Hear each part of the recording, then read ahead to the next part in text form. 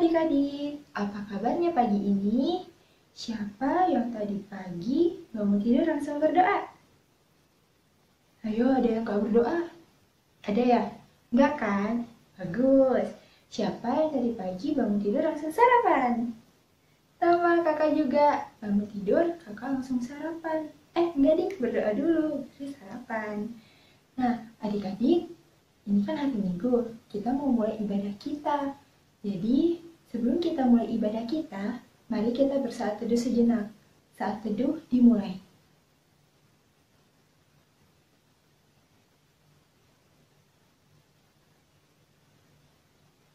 Saat teduh selesai, adik-adik, mari bangkit berdiri.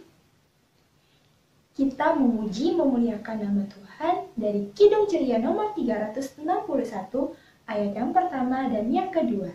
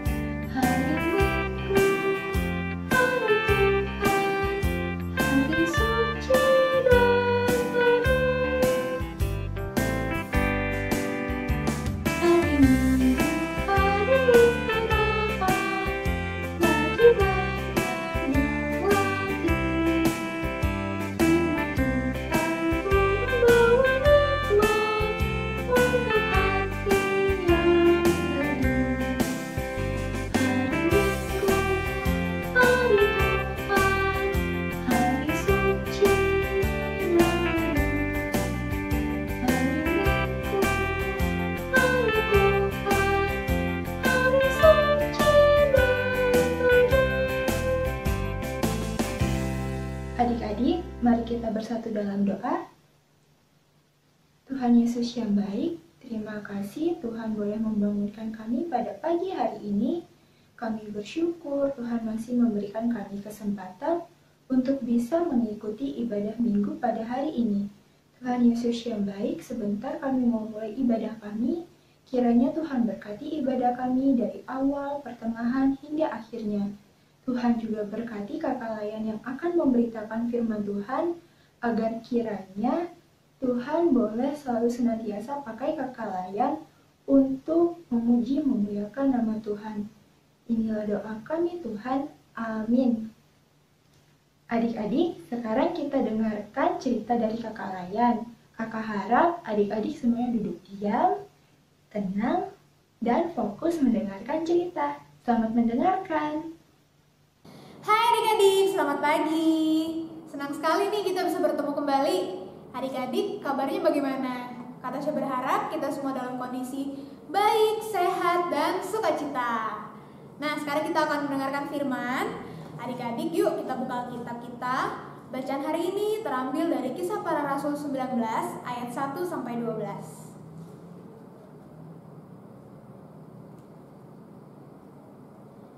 Kisah Para Rasul 19 ayat 1-12.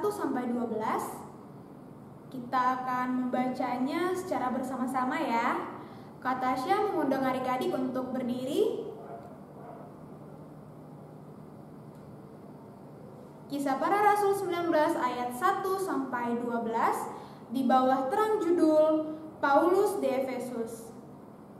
Ketika Apolos masih di Korintus, Paulus sudah menjelajah daerah-daerah pedalaman dan tiba di Efesus. Di situ didapatinya beberapa orang murid. Katanya kepada mereka, "Sudahkah kamu menerima Roh Kudus ketika kamu menjadi percaya?" Akan tetapi mereka menjawab dia, "Belum, bahkan kami belum pernah mendengar bahwa ada Roh Kudus." Lalu kata Paulus kepada mereka, "Kalau begitu, dengan baptisan manakah kamu telah dibaptis?" Jawab mereka, "Dengan baptisan Yohanes." Kata Paulus, "Baptisan Yohanes adalah pembaptisan orang yang telah bertobat. Dan ia berkata kepada orang banyak bahwa mereka harus percaya kepada Dia yang datang kemudian daripadanya, yaitu Yesus. Ketika mereka mendengar hal itu, mereka memberi diri mereka dibaptis dalam nama Tuhan Yesus.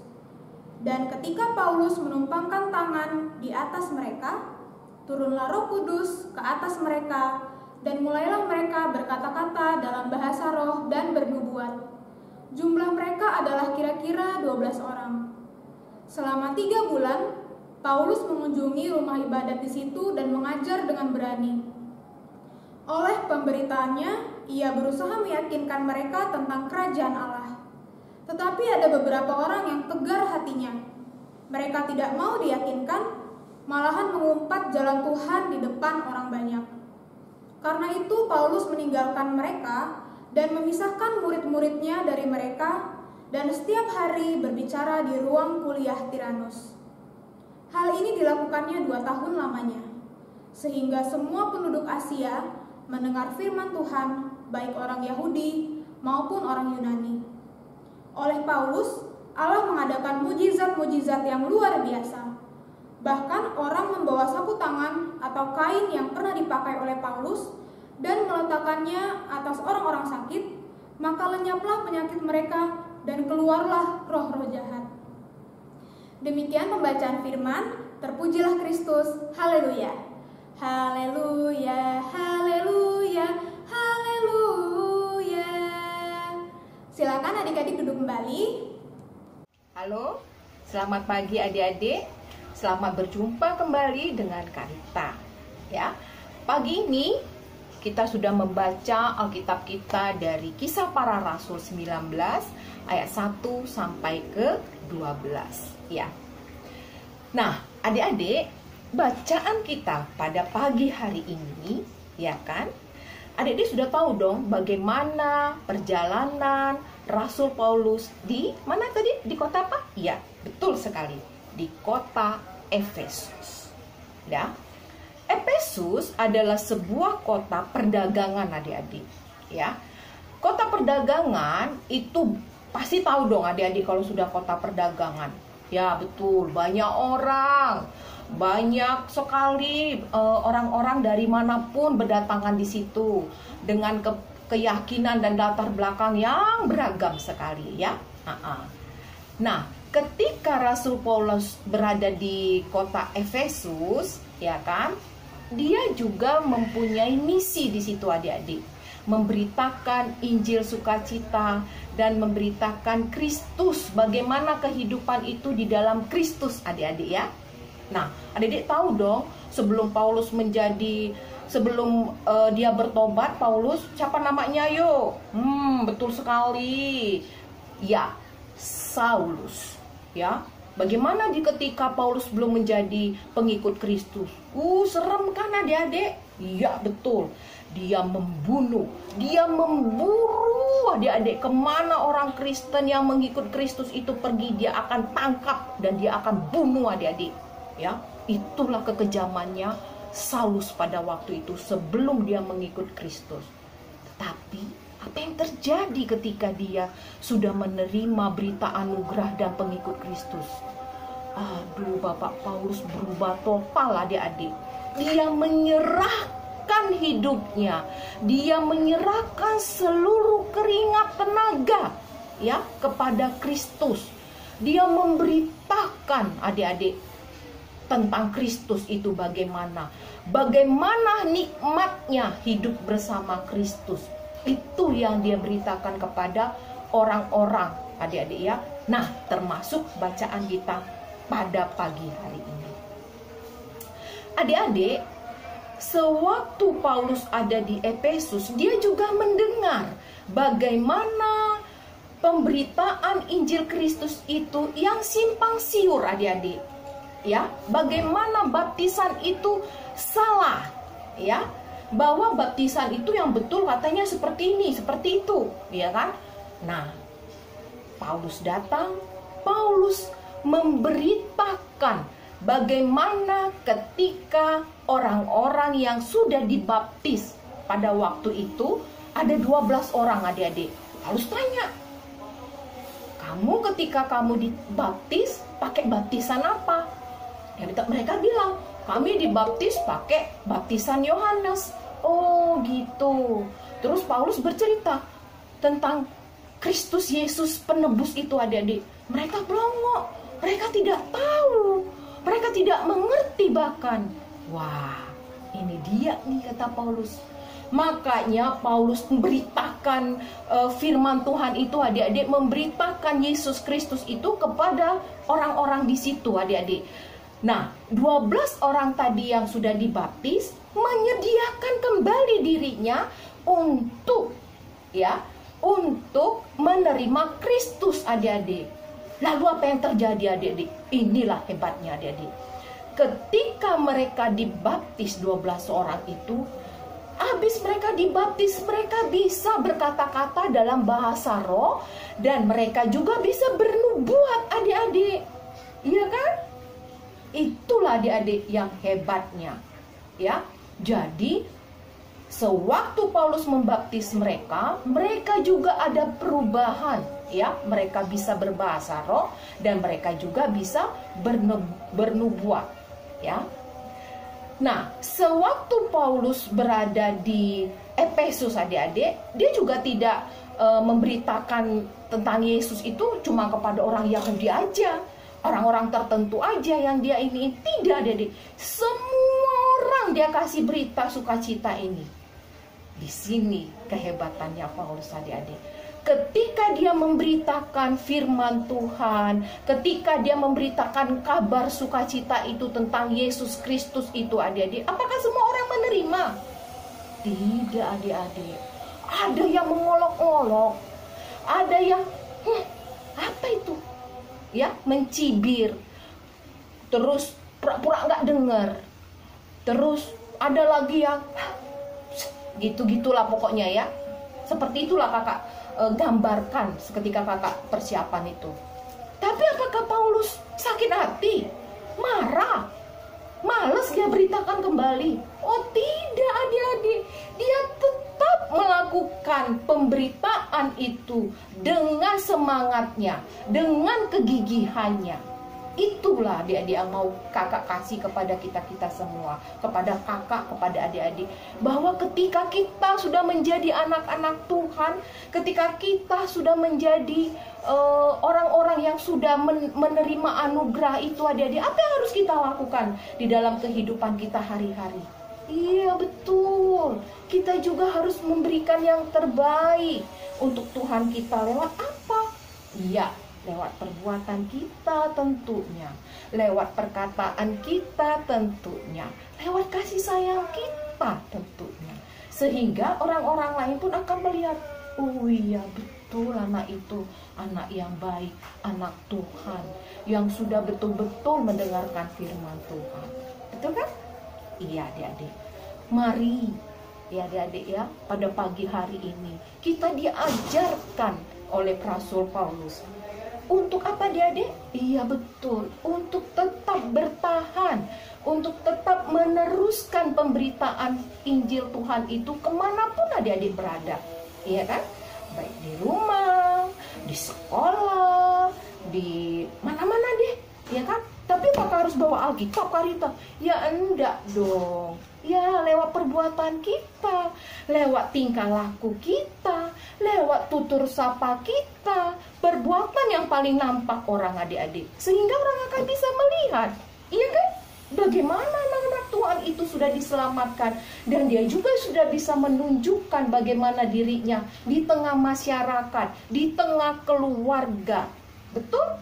Iya, mama papa nggak susah lagi nyuruh kita, woi bangun woi, sudah pagi, sebentar lagi online sama guru. Nggak perlu lagi, dia sudah mandi dengan baju yang rapi, dia duduk di depan HP-nya, dia hidupkan. Anak dia ada anak milenial loh, ya, anak milenial sekarang ini nggak ada lagi harus dibangun-banguni, cemen itu.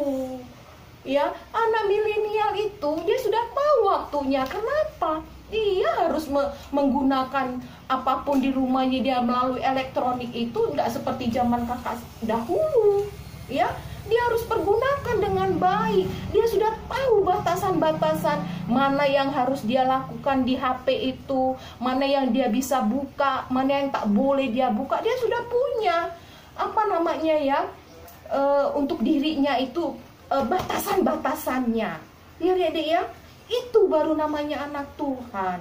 Dia tidak dikukung-kukung lagi, nggak boleh pakai HP ya. Ngapain kamu pakai HP sampai malam? Tidak, dia tahu sendiri. Itu udah baru namanya anak milenial, iya kan? Dia tidak ketergantungan lagi dengan namanya HP, tetapi dia tahu mana yang harus dia butuhkan di HP itu. Bukan HP-nya terus dia pegang-pegang, betul kan?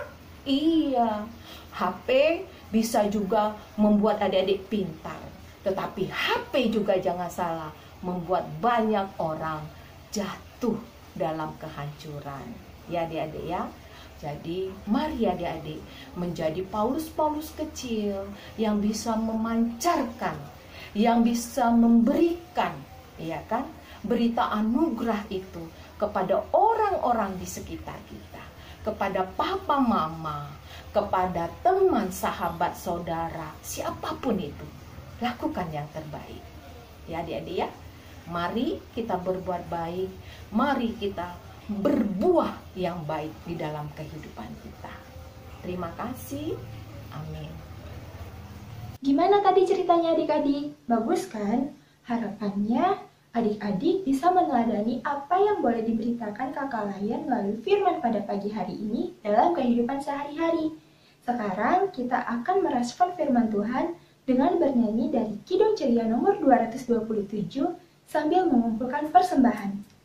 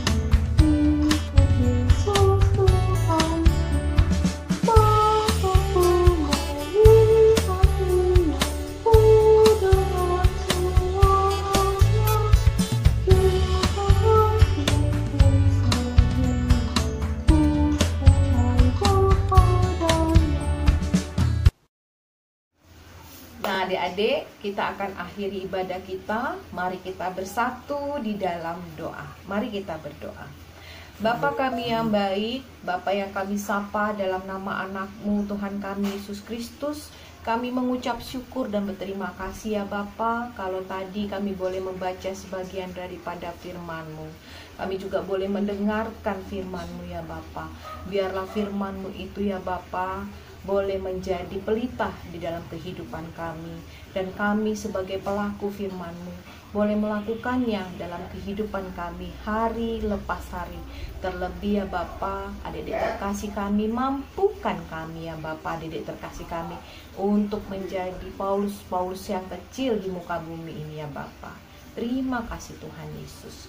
Bapa yang baik, kami juga mau berdoa untuk keluarga masing-masing adik-adik terkasih kami. Berkati, sertai ya Bapa di dalam masa pandemi ini. Buang kekhawatiran kami, buang rasa ketakutan kami ya Bapa. Biarlah kami tetap teguh, biarlah kami tetap berpengharapan kepada Tuhan, sehingga iman kami ya Bapa boleh lebih besar daripada ketakutan kami. Bapa yang baik, kami juga bersyukur dan berterima kasih di dalam masa pandemi ini. Sekalipun adik-adik terkasih kami boleh belajar melalui daring atau apapun itu ya Bapa, media elektronik ya Tuhan. Kami boleh bersyukur ya Bapa. Biarlah Tuhan tetap menyertai adik-adik kami di dalam masa pandemi ini. di dalam pembelajaran mereka ya Bapa. Mampukan mereka untuk boleh melakukan pekerjaan yang diberikan orang tua ataupun guru-guru mereka di sekolah lewat daring ya Tuhan dengan baik. Karena salah satu pembelajaran ya Bapa hanya lewat daring ataupun elektronik saja ya Tuhan. Biarlah dedek terkasih kami ini boleh tekun belajar, boleh tetap belajar didampingin oleh orang tua mereka masing-masing. Bapa yang baik, kami juga mau berdoa untuk adik-adik terkasih kalau ada yang masih sakit ataupun dalam penyembuhan. Tuhan tutup bungkus mereka, Tuhan buang sakit penyakit mereka, sembuhkan mereka ya Bapa. Demikian juga orang tua mereka ya Bapa, kalau ada kelemahan tubuh, Tuhan sembuhkan ya Bapa. Biarlah Tuhan tetap senantiasa menopang, melindungi keluarga terkasih, adik-adik terkasih kami dimanapun berada. Bapa yang baik, kami juga berdoa untuk gereja kami ya Bapa. Tuhan berkati, Tuhan lindungi, baik pendeta, majelis, dan semua presbiter ya Bapa. Tuhan berkati di dalam mereka pelayanan, dalam mereka melakukan tugas aktivitas mereka hari lepas hari. Demikian juga kami berdoa untuk pemerintahan kami ya Bapa, dari pusat sampai daerah terkecil sekalipun. Tuhan lindungi, Tuhan berkati, dan beri juga kekuatan kepada pemerintahan kami ya Bapa, di mana pemerintahan kami pada sekarang ini ekonomi sedang goyang ya Tuhan. Tetapi ya Tuhan, kami mohon kepadamu, Engkau adalah perisai kami, penopang kami. Tuhan adalah penolong kami di dalam masa resesi kami ke depan ini ya Tuhan. Bapa yang baik, kami juga mau berdoa ya Tuhan untuk adik terkasih kami Abram ya Bapa, di dalam kesendiriannya, di mana orang tuanya Tuhan boleh panggil kemarin ya Tuhan. Biarlah Tuhan di dalam kesendirian adik terkasih kami ini, Tuhan adalah penghibur yang sejati, Tuhan adalah penopang yang sejati untuk adik terkasih kami ini ya Bapa. Tolong dia Tuhan, mampukan dia ya Tuhan di dalam masa kecilnya ini ya Tuhan, untuk tetap berharap kepadamu. Bapa yang baik, inilah doa sembahyang kami ini yang jauh dari sempurna ini ya Tuhan. Tuhan sempurnakan doa kami ini yang kami alaskan dalam satu nama yang indah, Tuhan kami Yesus Kristus, yang adalah Tuhan dan Juru Selamat kami yang hidup, yang menolong kami hari lepas hari, dari sekarang sampai selama-lamanya. Terima kasih ya Bapa. Amin.